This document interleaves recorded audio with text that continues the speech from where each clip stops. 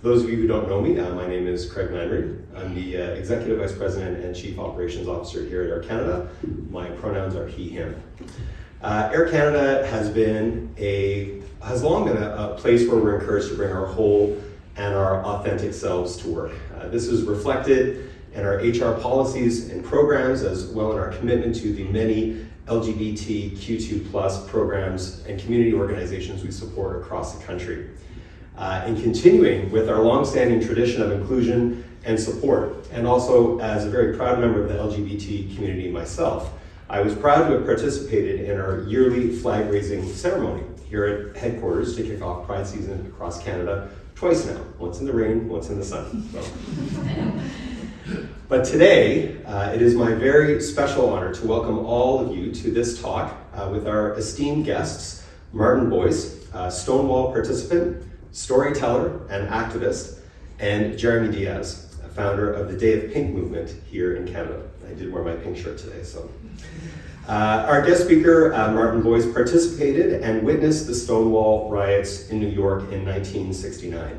This was and still is seen as a pivotal time in LGBTQ2+ history.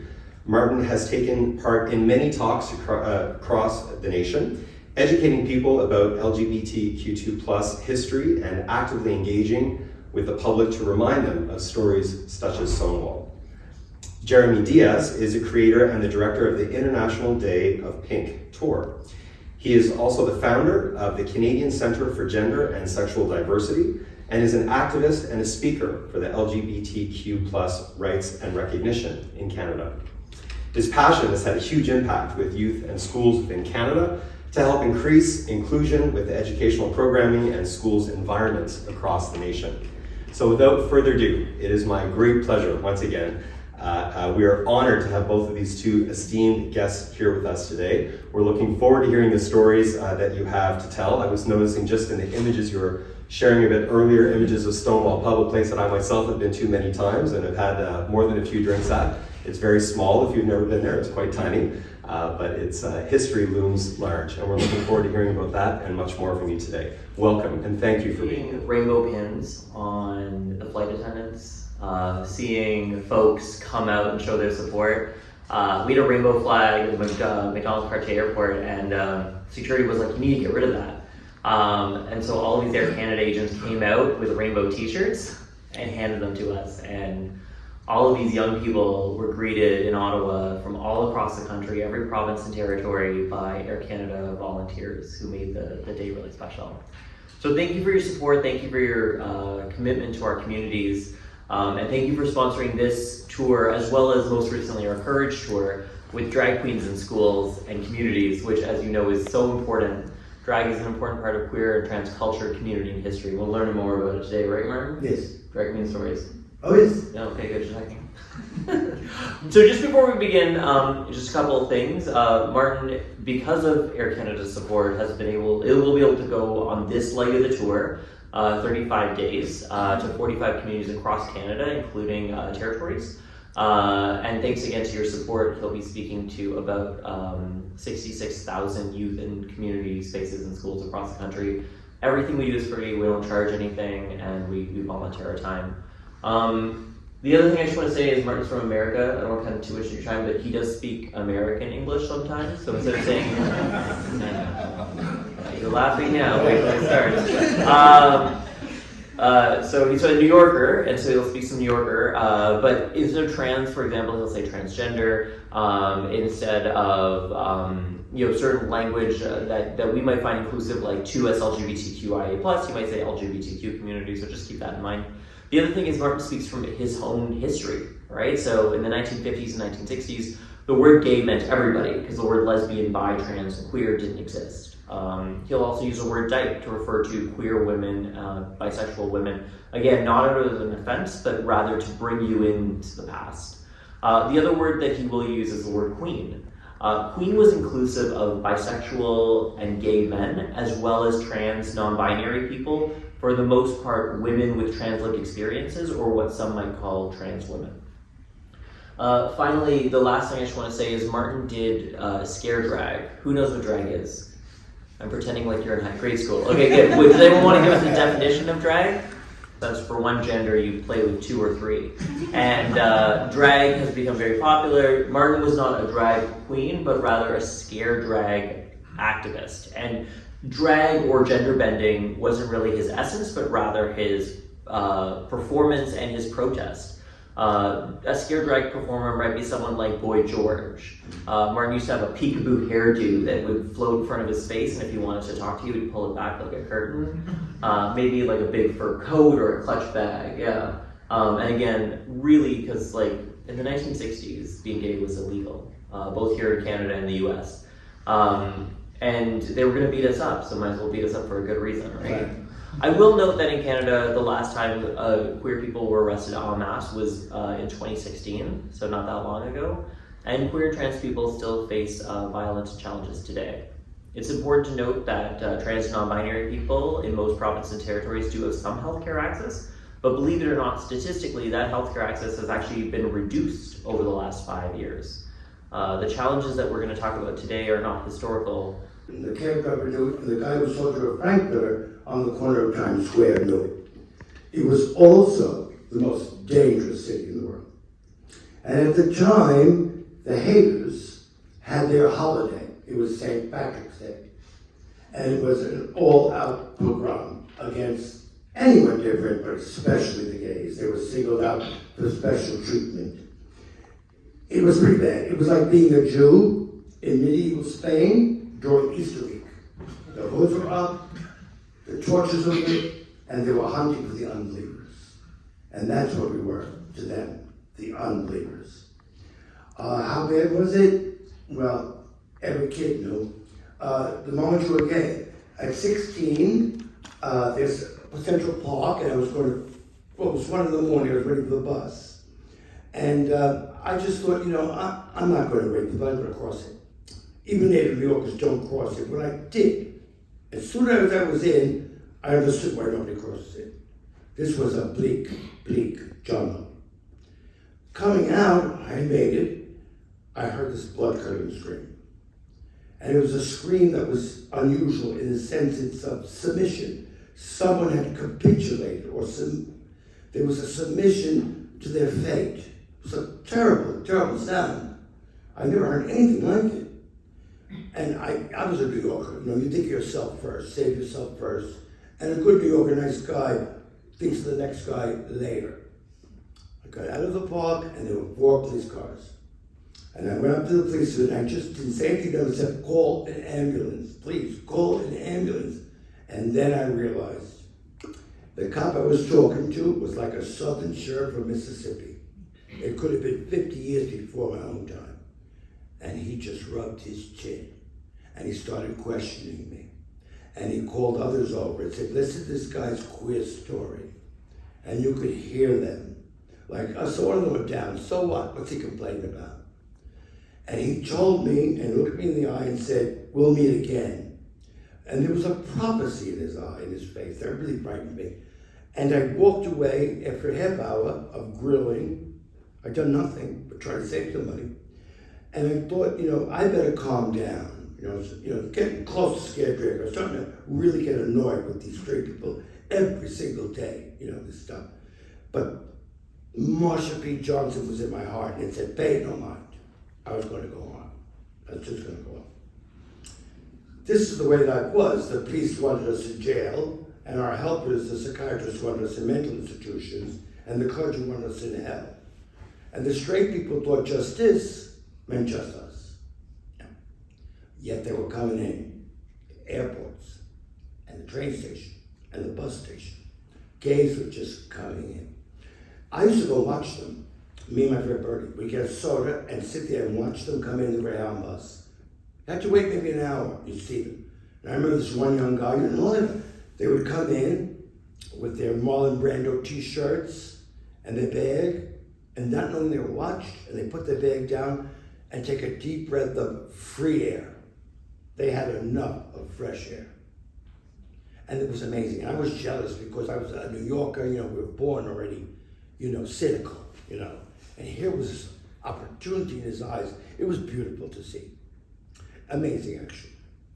So you must ask us one point, why were they coming into this this nest of vipers. But if we had a drone's eye and we go over the city, you'd come to one lit street. And it was Christopher Street. And we finally had a turf.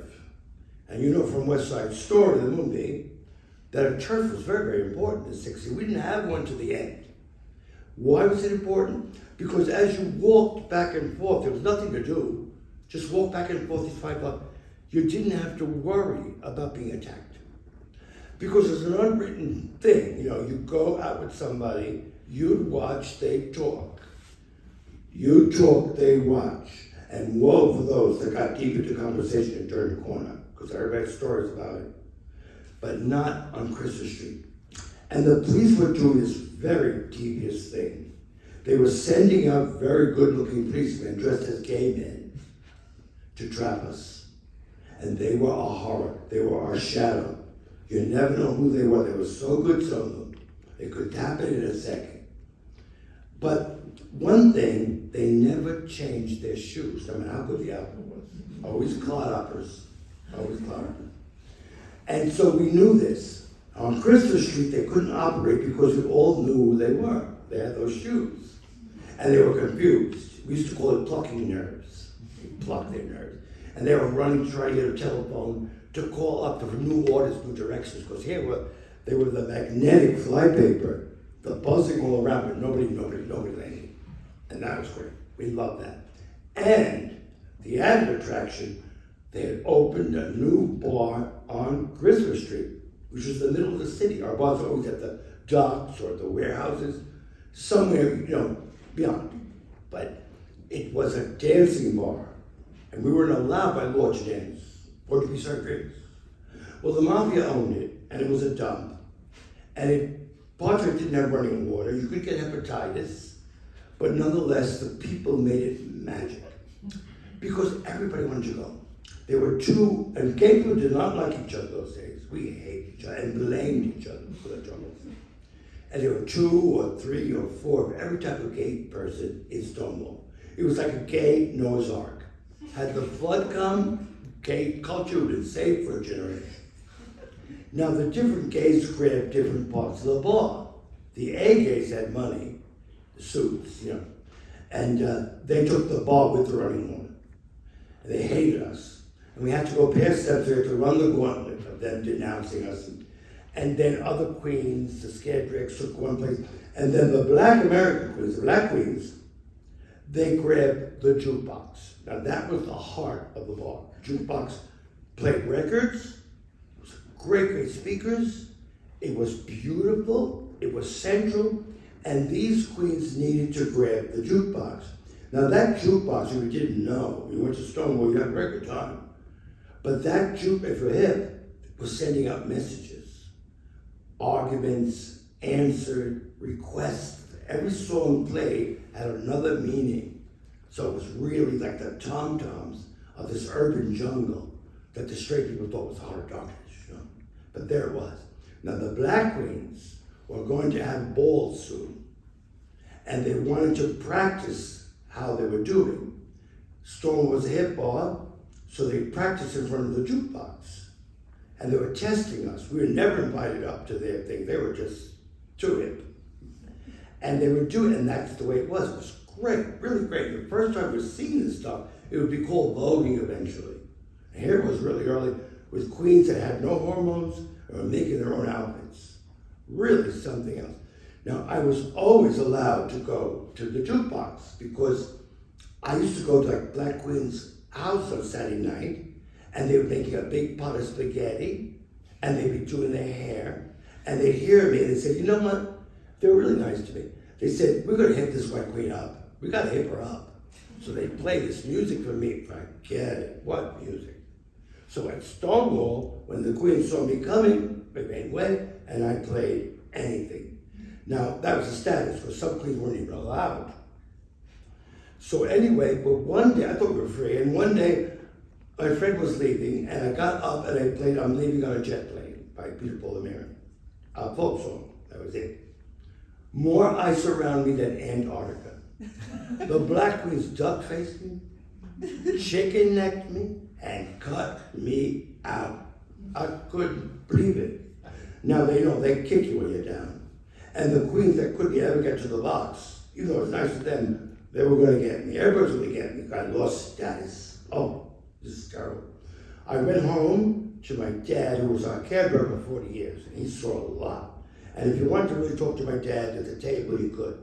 I said, Dad, the queens won't let me back near the box. Oh, he said, well, he said, laugh. He said, they're all the same. He said, I'll double your allowance, you'll buy everybody a drink, they're gonna let you back. They're all the same. I tried it his way, bought every queen a drink, someone had 2 drinks, I had no money left, and the day came. Hooked up. This queen came up to me, she goes, hey girl, we ain't see you at the box no more. You don't feed it no more. Another queen says, what's up, what's with you, girl? Another queen said, girl, you know Miss Martin, you gotta show yourself. You gotta show yourself. They opened up and they let me in. Because before that, I couldn't get 6 feet to that bar. They go like that. I played E9, Aretha Franklin, Respect, the Queens of Voguing. I was back. I was back. And I hadn't gone down for a long time. In the middle of the month, I got down, I asked my friend what's happening on Christopher Street, and he said, what could happen on Christopher Street? That's right. June 28, 1969, night. We're going to go to Stonewall, me and Bertie. She's a black Puerto Rican queen, really one of the great queens. And we found out for this other queen who was scared, she was scared, right? They weren't going to get in because they had a quota system and they didn't want the bar to tip. So, okay, fine, we go to something else, yeah. But there was a commotion down near Stonewall. And there was people rushing behind me, and they were talking about a raid. Now, we've all been trained for a raid. Now, 15 years old, you started training for a raid. And usually they were pretty mild, but there were cases where they were breaking up the bar and arresting everybody, so it was bad. And the same result always happened. If you weren't in the raid, you watched the raid. I think there's a German word called Schadenfreude, like, you were happy you weren't there, but you could have been there, so watch it. And the drag queens came out to acclaim, and the closet cases came out to shame, and youth had no idea it was going away. And it started already, I could hear it.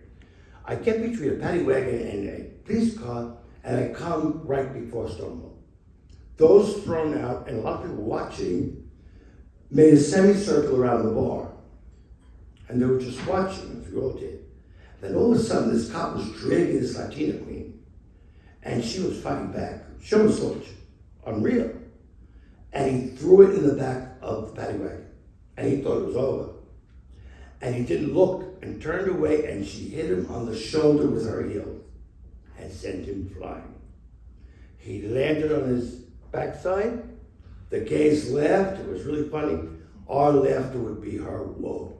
He got up and he dusted himself off. And he went in the back of that paddy wagon. And you heard flesh and bone against metal, and this dripping sound that was not water and was ugly, and this moaning that was decreasing as she lost consciousness. Nobody could believe it. Nobody. It's the center of the city. We just didn't know what to do. I turned to Bertie, and Bertie tried to make an excuse, saying, she resisted. It was a weak excuse, Bertie knew. And he closed the door, shut it, and turned to us like they always did, and yelled, all right, you homos, get out of here. You saw what you're going to see. And turned his back on us because he was sure we were going to go away, because we always did. We always turned, we always went. Not this time. That queen kicking him was the first inkling I had that this night would be like no other. He turned his back and we kept marching towards him. I don't know what happened. We didn't look at each other. We don't know what each other looked like, but he'd find out. He turned around to say it again and risked that baton upwards, and then he blinked, he gulped, he saw what he looked like, and ran into the bar. It happened all along the semicircle. There was enough police provocation, enough kind of hubris or masculine hubris that they all ran. And then they locked themselves in the bar, and you could see their faces laughing, like the fairies had their moment, laughing.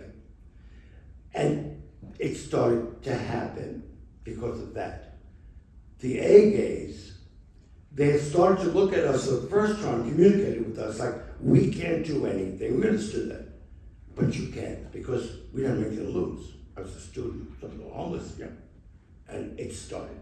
We started taking, and everybody remembered, and I talked to other people, somebody that had been lost, someone that was legend, and their fate was smothered, because their fate could be your fate. And they were hospitalized, or crippled, or in jail, or homeless, you could name it. Everybody knew somebody they really liked, sometimes people they loved. And our crowd started going crazy. It was like being in Dachau and being liberated, and there's your oppressor under your control if you could get at him. And everybody was determined to get at him. First we started throwing pennies, and then we started throwing everything we had that we could lose.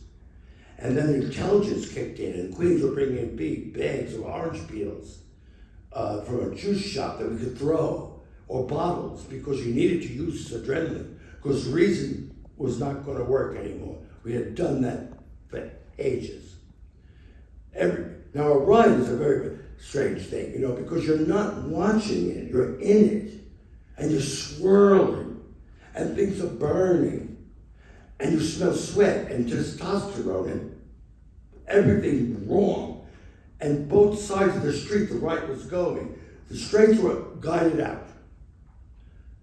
Enemies like Miss Marsha Johnson and the great Queen Miss Nasamova weren't even talking to each other. You couldn't mention them. We're fighting shoulder to shoulder. There they were. And we went crazy. And we swirled and swirled. And when you swirl like that, this queen's doing something because she saw this queen doing something, she saw that queen doing something. No sense. And then you stop.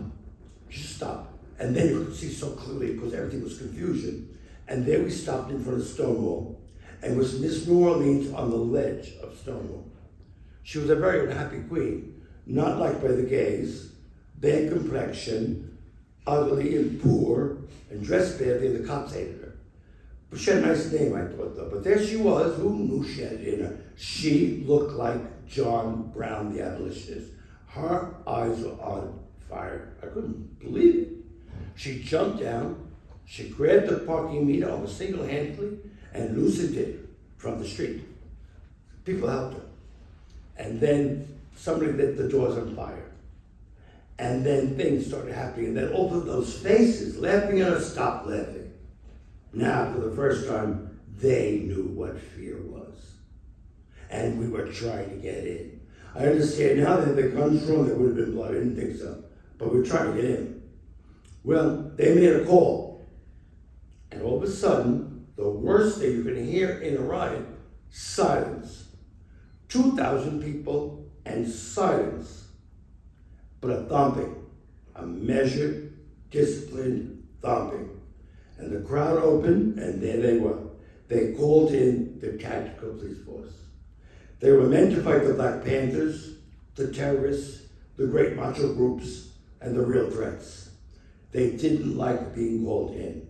They looked at us, a bunch of pansies, and they looked at us like they could have finished this in 1 minute. Here they were, the he-men, the ubermensch, the supermen, their legs parted. Some queens said they're in drag. They were everything, shields, everything you could think of, ready, and they were going to do it. And we realized right away, I think, that we knew the village the way they did. We knew the village the way the Lakota people knew the plains, the way the Iroquois knew the forest. They did not. And we knew we had to get them to attack first, because that meant you had one leg moving away from them. Because if they attacked, you weren't ready. Your two legs were stiff. So we decided to make them attack us. So we got all these queens together, and these were the queens that didn't mind it either, that we thought were annoying, that we wanted to slap their faces. Now they were in front of the cops, and we did a kick line, 20 of us. We are the village girls, we were, and they were serious. This was serious. They charged. Now I thought a charge, I saw it in the movies and I read Charge of Light Brigade. It's nothing like that. It is horrifying. And it was every queen for themselves, no longer a united riot. Because if they got you, if they're teasing them like this, the best thing that was going to happen to you tomorrow was that you were going to look too good. And they struck. Ooh, they got me in the back. And they went, and we went, we fled. They went after us, we kept turning them around, the corners. And all of a sudden we were behind them. And we said, girls, are you looking for us? They went. Second charge, they went mad. They came after us again, and we kept going, and it was going. The third charge, everybody pulled a little piece of paper, making think that phone number was in it. And you, because these guys are good looking, and you picked one of the guys and threw it to him. And said, call me later when it's over. Don't worry, baby. Ooh, the third charge. And this one was, they got one when she was screaming. Everybody would run, run, run. And people before us were going like this, so you know how close they were. But how long can you keep it going? And how much adrenaline do you have? Even if you're a Superman or for a young queen or what. And we knew to keep it going because they wanted to stop it. That was the only thing that was happening. And daylight was coming. And I was sitting on the stoop, and there was a queen across from me, and she was patting her head. She was right 6 feet away from us. The police said he wasn't arresting her because he was out of it. We did have a little like hospital station, like a little stoop, but all our casualties from other queens because they didn't know how to play baseball. And so when a queen threw a bottle, it was pretty stupid to get in front of her, you know. And so all these gays were being hit with bottles, you know, with aim for the police. But we calmed everybody down. And there was the street, right? Ruined. The turf was gone, every store broken. Our turf ended, it's an election year. Judy Garland had died to add to the sorrows of the summer. And it was a disaster. I went home and it was a disaster, I thought. The one beautiful thing I saw was the sun came up and all that broken glass on the street lit itself up like mica, and little pieces of cloth like tulle were blowing in the wind. And I came home. Now we weren't on TV or nobody even mentioned us, but they all knew about us because we were gossip. So my father did get a call that something happened in the village. I got home, I was reading the paper, and he said, it's about time you guys did something. It's about time. 40 years he watched this. I remember him taking some gay people to the hospital sometimes. They were on the street, lying down. And I just couldn't deal with it. I just could not deal with this anymore. This is enough. This is enough. Enough. What did it? The backlash was coming. It wasn't a matter if it was coming or when. I was scared drag, and that means a full drag will cause wonder. Now all this was timed, and that gave a queen enough time to run, or flee, we used to call. A scare drag, once they found in a minute you were not, and that was the point, when the sword was drawn, it was used. We were the big, really, targets. And I don't know when, but anyway, I was going up the street, and there was this huge African-American man working for sanitation. And he was a very strong man. And he grabbed these bags and threw them one-handed in the back of the truck. I thought he was a little too butch. And that was a bad sign. I thought I should cross the street. I didn't. And he caught me and glared at me. I was so sorry I didn't cross that street. And then he lifted his fist in solidarity. The block stopped. No more dog walking, no more deliveries, no more calling cabs. Nobody could figure out why this guy was doing this to some crazy fag. It just looked all wrong. I was very embarrassed of him. I didn't want to embarrass him. I didn't understand, but I didn't want to embarrass him, so I ran away. Now I understand what the whole thing was and my interpretation of Stonewall. For the first time in 2,500 years, gay men had the chance collectively to fight together and display valor. We had generals and strategic thinkers, all individuals, and never Since Thebes defeated ancient Sparta, did we fight together?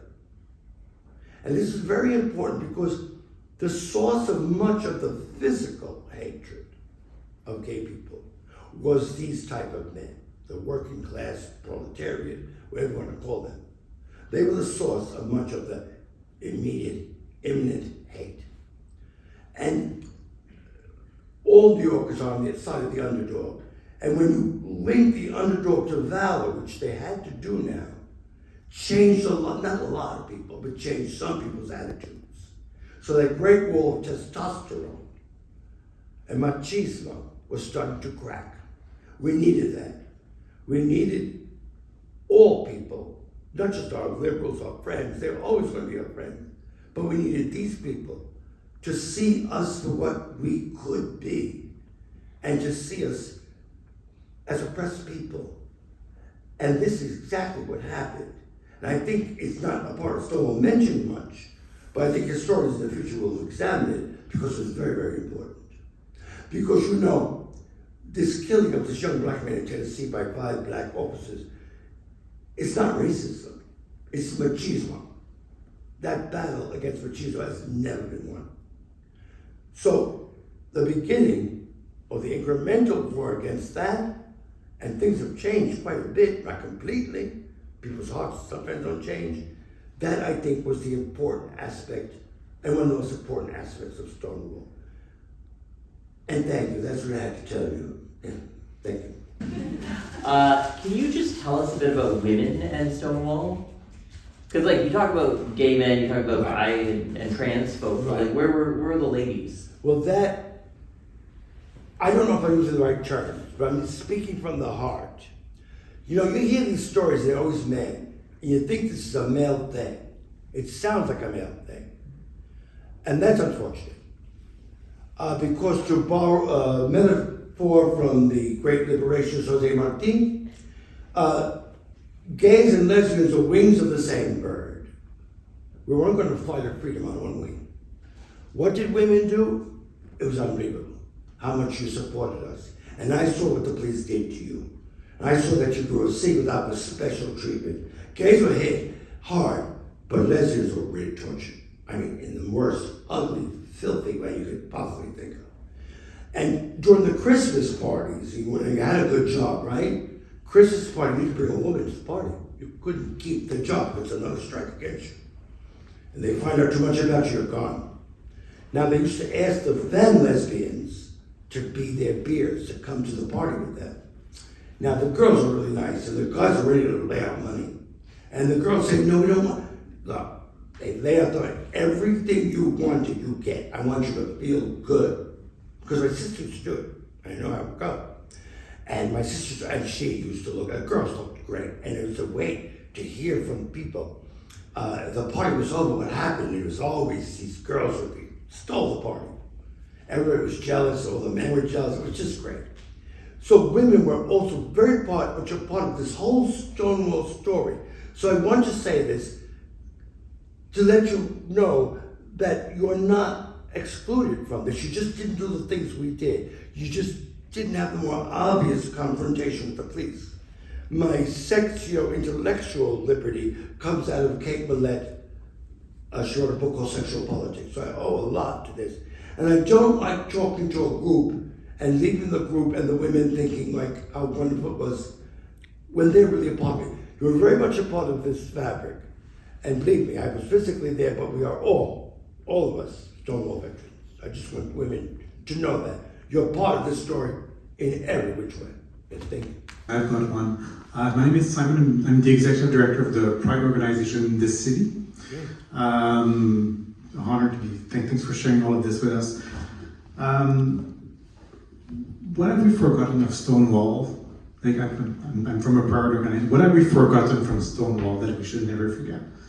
I got swimmers here, so he's going to recheck the question. Have we forgotten something from Stonewall that we should always be reminded of? I got it. Yeah. So the question was, what have we forgotten anything from Stonewall that we should be reminded? I actually have an answer to this also, but you go first. Yes. Well, what have we forgotten? How bad it really was. We're starting to learn again Because what they want to do in the United States, at least, was if the Republicans even grant us everything, if we throw the trans and the drag queens under the bus. There's an expression in a very, very great book, the Quran, that really does apply to us. And Muhammad said, whoever builds a spider's house builds the weakest house of all, for it is built in the house of another. I had to build the spider's house. I had to live in the spider's house, in that ugly, dark corner, on that horrible, decrepit web. Nobody from Toronto to Tehran wants to build a spider's house. We have to have one eye on our battle, which is heating up again, and we have to have another eye on the global battle, and make no doubt about it, it's global. And we can do it. I mean, I fought what I thought was a war, and was only a battle. And all gay people, older gay people, want to give the torch to someone younger. It's a tradition. And there are so many eager hands to grab it. That's what amazes me. It's your turn. It's your turn. I think you should be afraid. Yes, I do. Fear, but not despair. Because we're on the right side of history. And on the right side of the Western tradition of human liberty and individuality. It's amazing that a drag queen can actually represent that. So don't despair. The fight's on. I think we're ready for it. I remember one time remembering Shakespeare's words when things got very bad, and one of the assassins turned to the other and said, "It's going to rain tonight." And the other one says, "Let it come down." So, this, as you're a pride person, I think. We get to go to schools, right? We're going to like 122 events throughout this tour. And it does shock me today how hard it is to get Martin into schools. We have kids and teachers who are inviting us, and then when they ask their administration, can we get Martin in? They're telling us no. They're saying it's inappropriate. They're saying we don't talk about these things at school. And it just breaks my heart, because you're thinking, oh my gosh, well this is Sudbury, or this is North Bay. It's not. It's Montreal. It's Toronto. It's Vancouver. Yeah. It is the places where we think it's safe to be queer and trans, and it's not. I will say, the other thing is that who here knows about the Pride flag? Just show hands, right? Well, it's like 6 colors. Who here could say the name of the person who made it? Who here could say the year it was made? Who here? Yeah, okay, just you. All right, just the two of us. So his name was Gilbert Baker, and I had the pleasure of traveling across Alberta, Saskatchewan, and Manitoba with him for 3 months. We went to schools because his dream, when I was Grand Marshal of Vancouver and he was Grand Marshal of Vancouver, he was like, I've always wanted to speak in schools. Martin has spoken in 4 schools in the United States. Yeah. Gilbert at the time had spoken in 0 schools in the United States. And so I just toured him around Western Canada, and we planned an Eastern Canada tour, which included a stop in this building, and he passed away. And it kills me that the average queer person will go to Pride and wave the flag and not know the story behind it. Because it's a really interesting story, right? It was created to replace the Holocaust symbols that we had appropriated, and it was just Gilbert. And then as the story evolved, people were like, well, did other people make it? And he was like, well, yeah, kind of, maybe, not really. And after being asked so many times if the colors meant anything, in the late 80s, he attributed ideas to the colors. That was not an original part of the idea. And when I asked him what his saddest moment was in his whole entire life, he said he was living in New York, and when equal marriage was passed, every building in New York had these receptions, and they're big, fancy VIP corporate offices. They painted or colored their buildings in rainbow flags, and no one had an idea of the name of the person who made it. I remember sitting at an event at a city. I don't want to, these people, and I don't want to reveal them, but they had unveiled the rainbow crosswalk, and I said, to the organizers of this Pride Festival, we're unveiling this crosswalk, well, do you want Gilbert to come? He's a friend of mine, he's in town, he's speaking in schools, do you want to invite him? And they were like, no, it's no big deal. And I couldn't believe it, and then he passes away. And then they all put up these beautiful posts about how special he was, and all I could think of was when they're sitting in front of you, we don't appreciate them. And what Martin is doing in schools is so magical. Because for the first time, some of these kids are hearing their own stories, and then for the first time in their life, they can see behind themselves. They see themselves not as the solo gay kid in the school, but as part of this fabric, this story. Like, as if they're not walking alone anymore. And so, I mean, our team has worked so hard to make this free and accessible and raise hundreds of thousands of dollars free market around. And I think if we can find a way to connect the boring history to the amazing party that you create. I mean, you probably can't, you don't know this, but Martin's only spoken at like 6 Pride festivals across the whole entire world. You know? I mean, like, I know RuPaul's amazing, but like, he is one of the last 4 Stonewall activists. 2 of them don't leave their house. One of them's a terrible storyteller. Right? Like, he's the last one. And I don't know, I'm not a marketing expert. I don't know how to make lots of people come out and see it, but I know that when they do, it's magical. And Martin's not the only one. I mean, do you know who created the bisexual flag? His name is Michael Page. He will never speak at an LGBTQ event because he got so much vitriol and anti-LGBTQ hate when he created the flag. From his own community, you know? There's 1,000 stories I could tell, including a proposal on your desk next year. But what I think is really interesting, and what I love about Montreal Pride, so to flatter Montreal Pride, they found a two-spirit activist, Mani. And when she published her book, nobody bought it. And Montreal Pride bought books for schools. They brought Mani down to share her story, and they made people come out. So, I mean, you're an exception to the rule, but other prides, I think, should take advantage of the stories we have. I'd just like to add, I think we do great things in the big prides, but there are about 70 small prides in this country that work in small communities, and I think that they're probably even more important than we are, if you want my real opinion. Yeah. They make a difference in those communities. And the kids in those communities, like, they identify as, like, you know, I can be like that. I don't necessarily have to go to New York or to Montreal or to LA. So yeah, I think it's really important to keep that in mind, what those small prides do, and they are activists in those small communities. Yeah. I mean, thanks to Air Canada, we're going to places like, are you ready for this? Yarmouth, Gananoque, we're going to Delta, we're going to Coquitlam, we've gone to like Thompson and Brandon. I don't know if you've ever been to these places or heard of them. We've gone to the territories. Like, he spends more time in small towns than anywhere else, because I'm from a small town. I'm from Sault Ste. Marie, Ontario, and for me, I love him to come to Montreal and Toronto, Vancouver. But you're right, it is very important for us to go to small towns, and we're super proud to partner with like Gananoque Pride or Southwestern Nova Scotia Pride. Like, it's not even a city or a town, it's like a region that time and space is forgotten. So no, thank you, and thank you for your work, Simon. Like, you deserve a round of applause. Like, yeah. I think it's as we're about to embark in Pride 2023 season and march down the Pride Parade lanes in cities across Canada.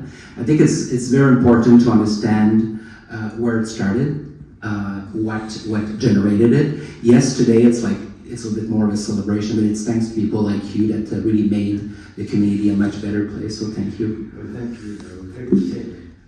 I have a question for you. So I hear you're going to do 45 communities in 35 days. Where do you take the energy? Where do you get your energy from? Well, you know, the scariest thing is to face those elementary kids. It's really scary because they don't know what I'm saying. I gotta find new words and new expressions. I have to deal with this. But you know, if I just reach one of them or 2 of them, I've done something. Because I used to be listening to lectures and some people didn't like them. I walked away with something. So you never really know. And that's the most important thing to do, to try to reach them. It's the hardest thing to do. I'd rather not, but I must. No, I must.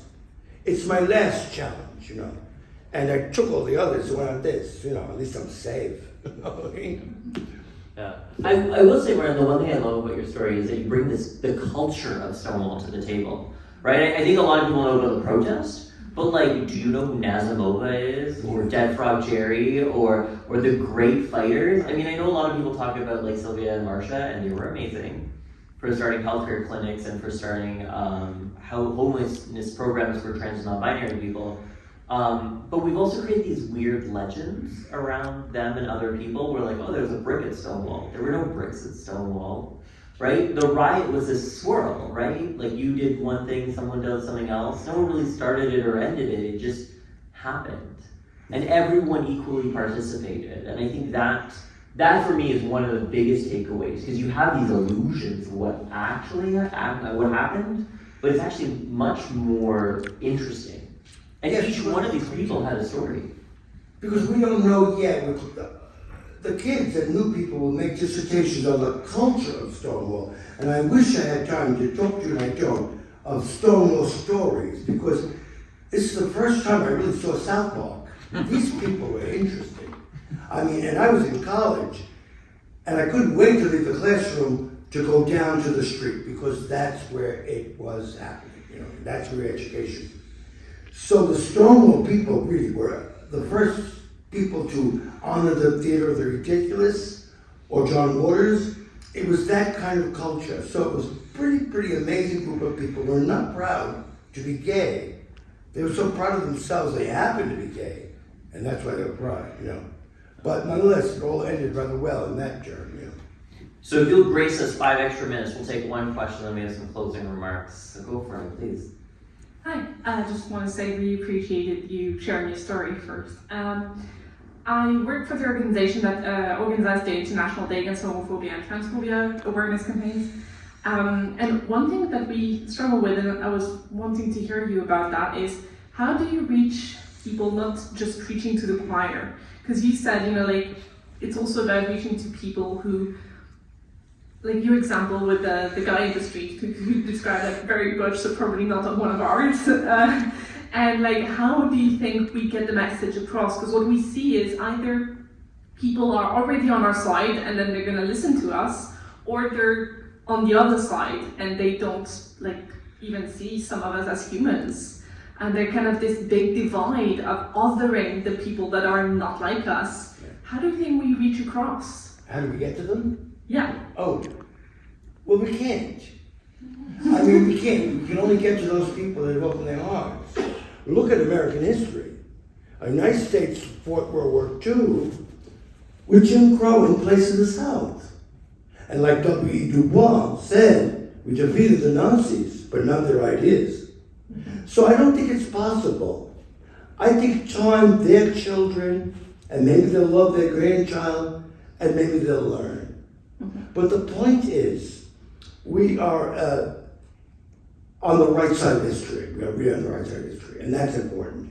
And we're on the right side, you know, as I said, of human individuality. We're going to win. We're going to win. But you can't expect to win without a fight, nor with casualties. And we saw many queens go down in my time. But we're going to win. So we can't convince them, because one time you have to convince them with reason, another time with force. What is the answer? We'll find out as we go. Stonewall is one of the answers. The new battle is another. So good luck to everybody. Merci Jeremy, merci Martin. C'était vraiment une conversation inspirante, and I have to say, you speak with great imagery, Martin, and we really appreciate you bringing us back and immersing us in the times. Jeremy, your work that you do with Day of Pink and recently the Courage Tour is really remarkable. It's been an honor for Air Canada to support you in this work, because it's not work that just is targeted towards young people who are part of the LGBTQ2+ community. It's for everybody. It is that influencing that we need to do at a very young age so that people open up their hearts to humanity. So thank you for that. And I just want to share with you that here at Air Canada, we're continuing along our learning journey. It's talks like this that really help us learn and progress. And our DEI team is very, very committed to helping people with that learning process. And I always use this as an opportunity to plug our materials. So please join the DEI Yammer page, the AC Diver Yammer page, and there are many, many e-learning modules that are available, workshops that are going to be available to make people, help them open up their hearts and help them understand the importance of being an ally to the LGBTQ2+ community. Alors, je vous remercie beaucoup d'être ici et je vais céder la parole à Eric.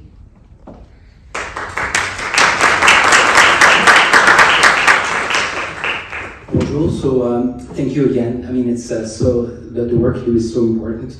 I just wanted to from a community relations and partnerships perspective, I mean, the partnership we've had with you this year really opened our eyes on, obviously, future opportunities of partnership, that's for sure. I also want to say that in the room we have some community partners of ours. We have, Olivia just spoke actually from the Fondation Émergence. So they are the ones who actually started International Day against transphobia and homophobia, which actually is coming up. It's on May 17, it's in a couple of weeks. So look out for that.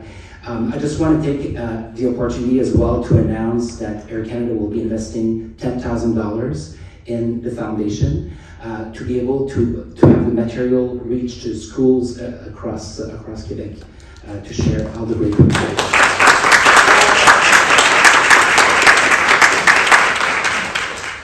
We also have Fierté Montréal, so Simon and Gabriel from Fierté Montréal. We've been partners with Fierté Montréal for many, many years, and we're working out on on a partnership for this coming summer. So stay tuned for that. More to come very soon. So the Fierté Montréal is taking place on August 3rd, from August 3rd to August 13th. Is that right? Okay, good.